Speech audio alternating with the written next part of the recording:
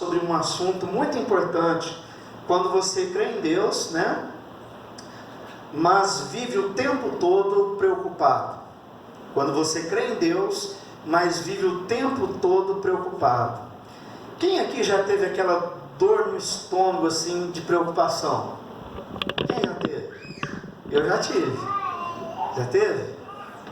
Tá. Quem aqui tem alguma conta aí para pagar? Até os menininhos, né? Se eles estivessem aqui, né? Antes da separação, é bem provável que eles separariam a mãozinha. Nós vivemos num tempo onde nós estamos passando por um momento assim de tantas preocupações, e eu creio que essa vida, ela nos leva, né, esse ritmo de vida nos leva a isso, né, a viver de uma forma tão preocupada, com tantas coisas ao mesmo tempo, que muitas vezes nós assim, às vezes nós estamos tão preocupados com tantas coisas que nós nem sabemos o que é. Só vem aquela dor no estômago avisando assim, ó, você está preocupado com alguma coisa. Porque a gente tem tanta coisa para resolver, tantos problemas, e aí a gente, às vezes a gente fica até meio perdido, né? E é interessante que essa palavra preocupação, no alemão, né? Se você buscar a raiz dessa palavra, a origem dessa palavra aí no alemão, ela tem um significado muito interessante. Não quer mudar aqui, agora foi. Bom, a origem da palavra preocupação no alemão tem o sentido literal de estrangular, constringir e sufocar. Olha só que interessante. Preocupação, estrangular, sufocar. E quando nós estamos passando por uma preocupação com algo mais sério, parece que é justamente isso que acontece com a nossa vida, não é verdade? Parece que a gente vai sendo estrangulado de tal forma, e a gente vai ficando sufocado de tal forma, que a gente não consegue às vezes resolver coisas pequenas e às vezes fazer coisas diárias, coisas do dia a dia, coisas corriqueiras, porque aquilo vai sufocando e vai tomando o nosso coração e a nossa mente de tal forma, que muitas vezes nós ficamos engessados naquilo. E quando eu vi, né, estudando aí um pouco sobre a origem dessa palavra, eu fiquei assim, né, eu acho que é o mais correto para falar sobre preocupação, porque é justamente isso o que acontece na nossa vida. Mas por trás disso, tem uma verdade. Quem aqui confia em Deus? Você confia em Deus? Amém? Graças a Deus por isso. Mas a verdade é que não confiamos em Deus como afirmamos. Conta-se uma historinha ilustrativa que um garoto estava no avião, no meio lá dos passageiros, e o comandante avisou que eles iam passar por um momento de turbulência.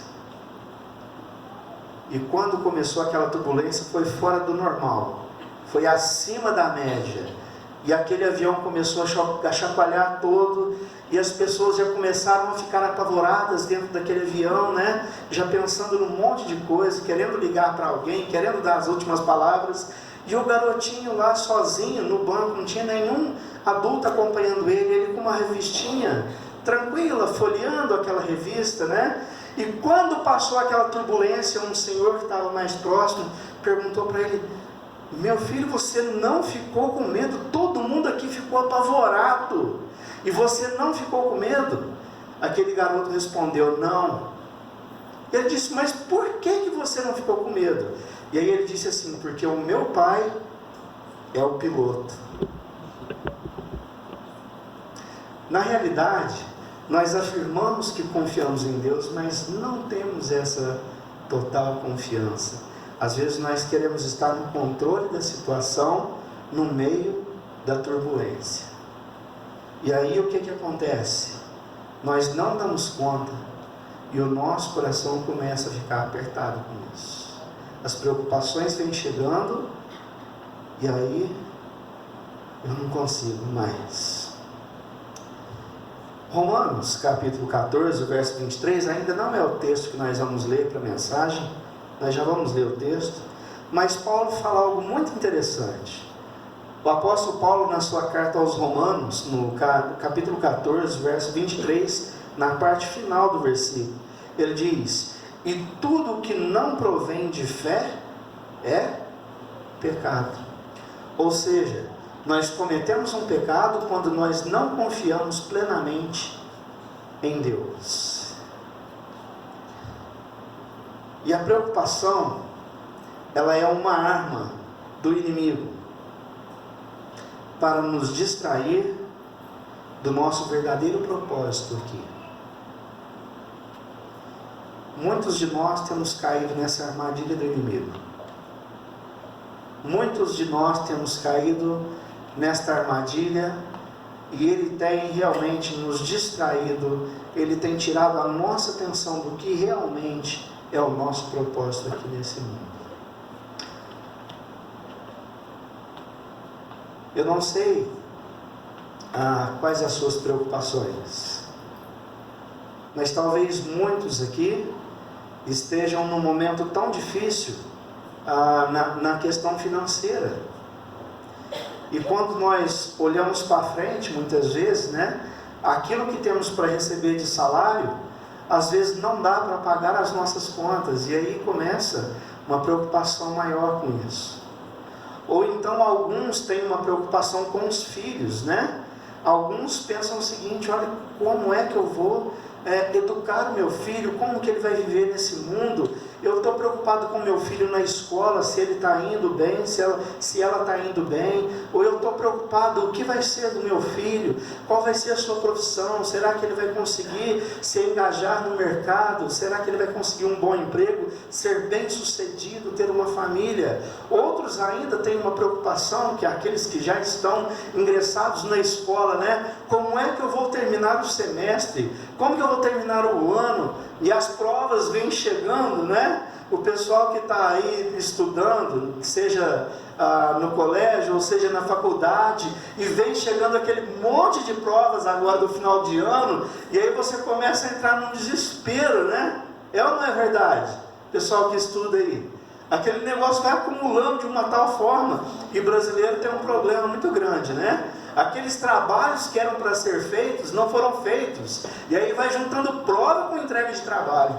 Meu Deus, vira uma loucura.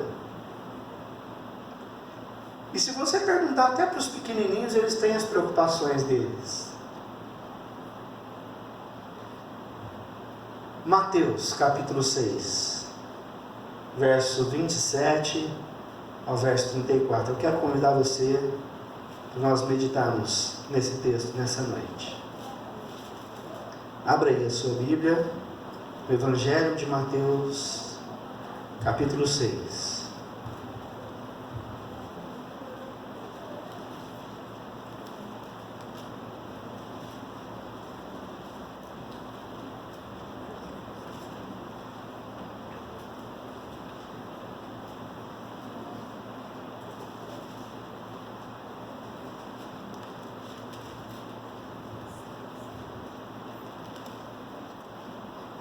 Esses dias eu estava conversando com um irmão, e ele começou, tem um conhecimento maior no meio político, e ele começou a me explicar que a tendência é piorar. Eu quase enlouqueci, Falei, meu Deus.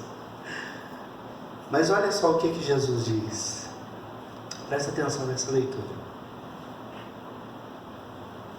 A partir do verso de número 27. Qual de vós, por ansiosos que esteja, pode acrescentar um côvado ao curso de sua vida? E por que andais ansiosos quanto ao vestuário? Considerai como crescem os lírios do campo. Eles não trabalham nem fiam. Eu, contudo, vos afirmo que nem Salomão, em toda a sua glória, se vestiu como qualquer deles. Ora, se Deus veste assim a erva do campo, que hoje existe, e amanhã é lançada no forno, quanto mais a vós outros, homens de pequena fé. Portanto, não vos inquieteis, dizendo: que comeremos, que beberemos, ou com que nos vestiremos? Porque os gentios é que procuram todas essas coisas, pois vosso Pai Celeste sabe que necessitais de todas elas. Buscai, pois, vamos ler juntos aí? Buscai, pois, em primeiro lugar, o reino de Deus e a sua justiça, e todas estas coisas vos serão acrescentadas. Portanto, não vos inquieteis com o dia de amanhã, pois o amanhã trará os seus cuidados. Basta ao dia o seu próprio mal. Amém. Jesus, ele está tratando aqui em um tempo diferente, né? Há 2000 anos atrás, há quase 2000 anos atrás, Jesus tratando do mesmo problema que nós sofremos hoje, ansiosidade ou preocupação, assim como você deseja chamar, né? Aquelas pessoas que estavam vivendo ao redor de Jesus, eles estavam tão preocupados, porque eles estavam preocupados se eles iam ter o que comer, ter o que vestir, né? Ou seja, as coisas básicas da vida. Você pode viver sem um carro, você pode viver, né, sem um apartamento de luxo, sem uma casa de luxo, você consegue viver em qualquer lugar, mas você não consegue viver se você não tiver o que comer. E você não também, né, uma questão básica é a vestimenta.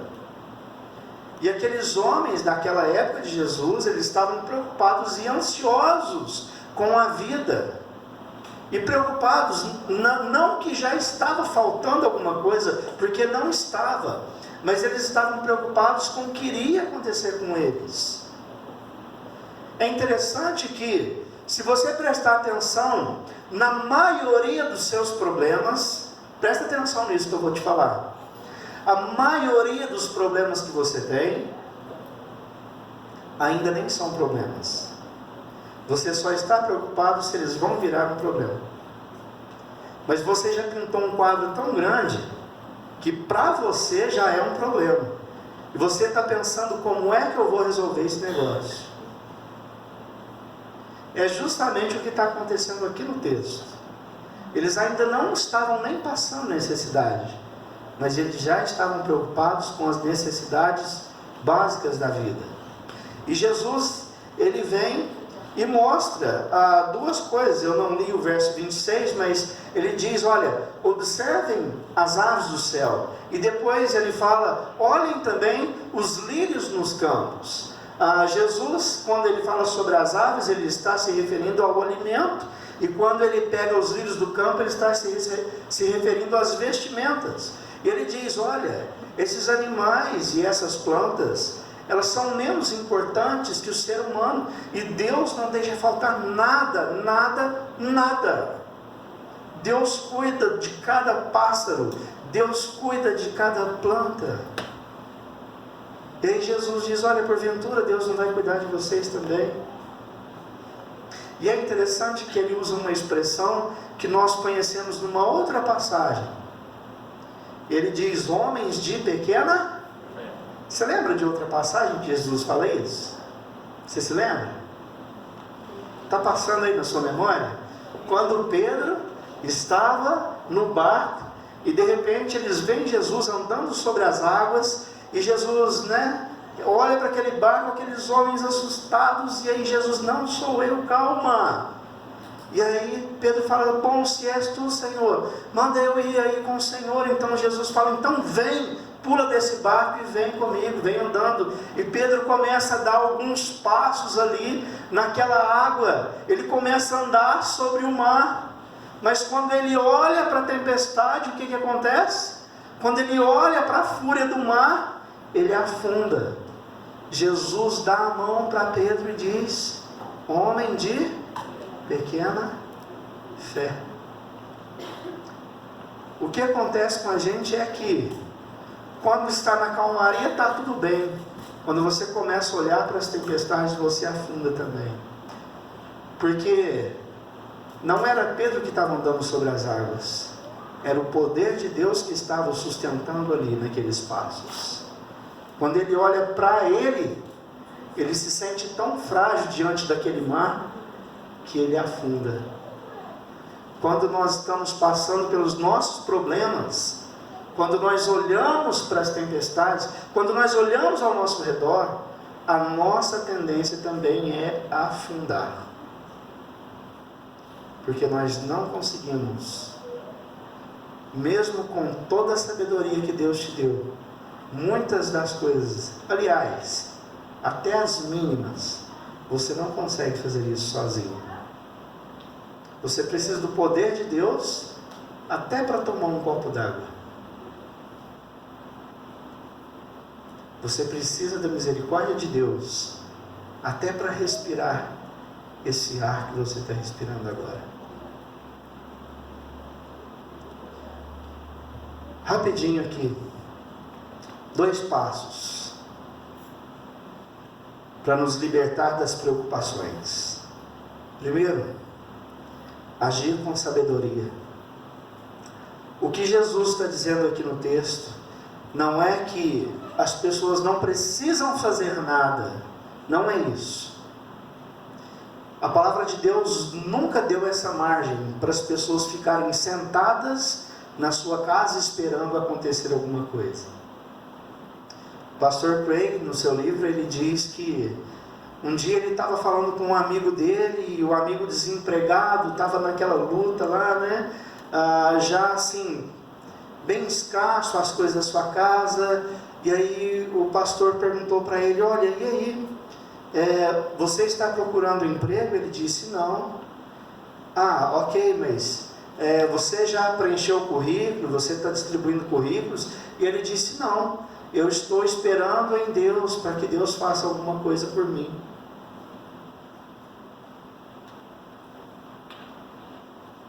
Deus nunca deu essa margem.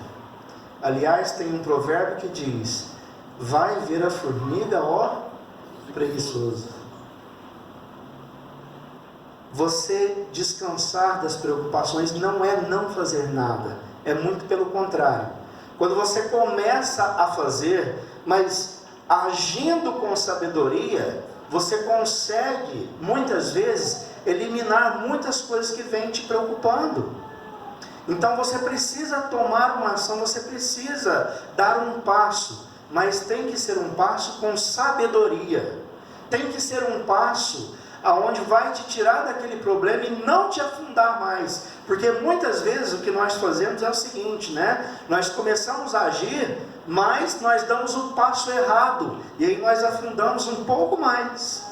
E aí é lógico, se nós afundamos um pouco mais, a preocupação vem depois dobrada. Vou dar um exemplo, né? Se você está com algum problema financeiro, qual é a melhor solução? Alguns vão para a solução mais rápida, mas não é isso. A solução mais rápida é: vou arrumar um dinheiro e vou pagar aquela conta lá, porque, nossa, eu não aguento mais ligação, cobrança, gente na porta da minha casa, então eu preciso arrumar um dinheiro bem rápido. E esse dinheiro bem rápido, como que eu vou conseguir ele? Consegue, não consegue? Vou fazer um empréstimo e aí eu vou pagar um juro absurdo. Você não vai conseguir pagar. Você não conseguiu pagar nem o outro que estava com pouco juro. Então você precisa agir, mas agir com sabedoria. Eu dei um exemplo financeiro, mas em todas as áreas da nossa vida. Quando eu estava no seminário, era muito engraçado. Alguns dos alunos, né, talvez vocês vão ficar espantados com isso. Alguns alunos, tipo assim, uma meia dúzia, eles chegavam na sala de aula, eles deitavam na carteira e dormiam. E aí eu ficava perguntando: mas que sujeito vem para o seminário, tem uma igreja bancando ele, e ele vem para dormir? E aí um dia eu cutuquei um cara lá, ele falou: não aguentei, né? Ele falou: não, é que eu passo a noite inteira estudando. Eu falei: tô de brincadeira. E aí ia chegando na época de entregar os trabalhos, né? Muita leitura, muita coisa para ler, muita resenha para fazer, e aí a gente começava, mas o professor já tinha dado isso aí 3 meses atrás. Eu começava a fazer meus trabalhos devagar, e aí eu ia entregando aquilo, e quando ia chegando na data, o pessoal ficava louco da vida, e aí juntava trabalho com prova, não dava conta, tirava nota baixa. Nós fazemos isso na nossa vida. A gente vai protelando o negócio. Uma palavra bonita, procrastinando. A gente vai empurrando para frente, até a última data. Aí depois a gente vê o que dá para fazer. Haja com sabedoria, mas pense também nas coisas certas. Pense nas coisas certas. O que Jesus está propondo aqui é justamente para que nós não ocupemos a nossa cabeça com coisas que nem aconteceram ainda. E Jesus fala, olha, os gentios é que procuram todas essas coisas. E aí ele diz, portanto, não vos inquieteis dizendo que comeremos ou que vestiremos. Jesus está dizendo, não ocupe a sua mente com coisas erradas. Ocupe a sua mente com coisas certas, com coisas corretas. E Jesus vem dizer, olha, busque em primeiro lugar o reino de Deus e a sua justiça, e todas essas coisas vos serão acrescentadas. O reino de Deus, ele é assim, um pedacinho do reino de Deus é aqui, essa igreja, este encontro, esse momento gostoso. Mas o reino de Deus, ele vai muito além disso. O reino de Deus, um pedacinho dele é quando você dobra o seu joelho lá na sua casa e coloca as suas preocupações aos pés da cruz, como nós começamos o culto aqui hoje. O reino de Deus é quando você está com uma aflição e você tira um tempinho e eu vou ver o que Deus tem para falar comigo através da sua palavra. É um pedacinho do reino de Deus. O reino de Deus é quando você está no seu trabalho, quando você está na sua escola, quando você está na sua casa, fazendo aquilo que agrada ao Senhor. O reino de Deus, ele abrange todas essas coisas. E Jesus diz, olha, busque em primeiro lugar o reino de Deus e a sua justiça. Busque agradar ao Senhor, agrade-se do Senhor. Agrade-se do Senhor. Você não vai completar o versículo, não? Agrada-te do Senhor e Ele satisfará os desejos do teu coração. Eu quero terminar a mensagem de hoje lendo um provérbio. Presta atenção nesta palavra que nós vamos encerrar a mensagem dessa noite. Eu já quero chamar o pessoal do louvor para ir posicionando aqui.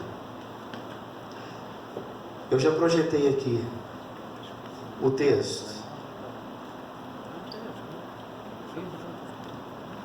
Provérbios 3, verso 5 e o verso de número 6.